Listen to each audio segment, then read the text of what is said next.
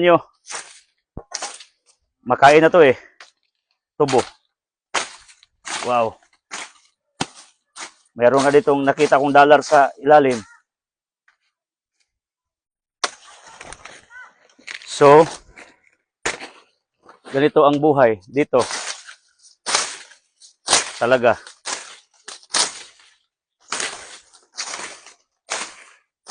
Tingnan nyo. Wow, ano to?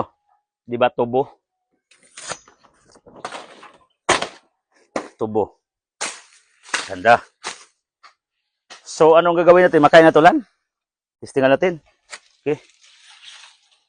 Pasensya na. Kasi hindi naman kami plantation ito ng tubo.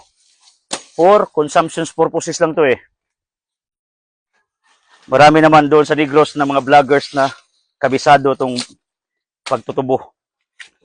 Kasi gusto ko dito sa farm, lahat mayroon ang logic para hindi na ako hingi kahit sino pa.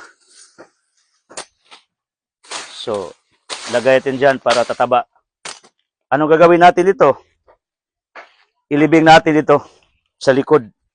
Para ito na rin ay tutubo. Diyan. Ganyan naman, magtanim ng tubo. So, itong ginawa ko sa buhay ko.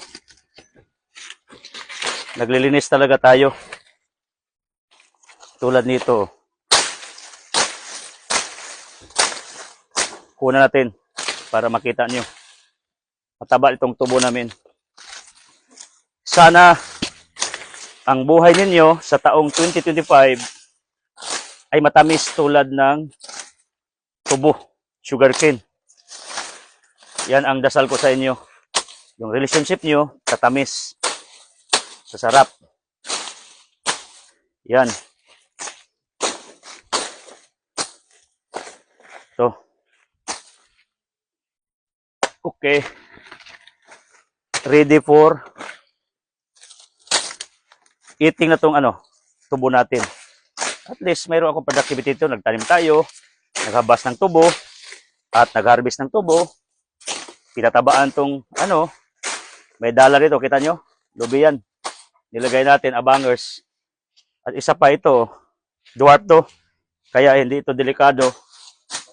Kasi mababaw naman to eh. Pag may bagyo, pwede putulin. To save the house of my brother and sister-in-law dito. Yan. Yan lang. Kasimple ang buhay. So may tungkod na ako. Subukan natin. Dito ako. Pakita mo yung taas lan.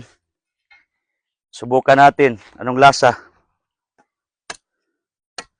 Tubo. Wow. Tingnan nyo. Sana sweet ang buhay nyo, pamilya nyo. Sarap. Ang tamis.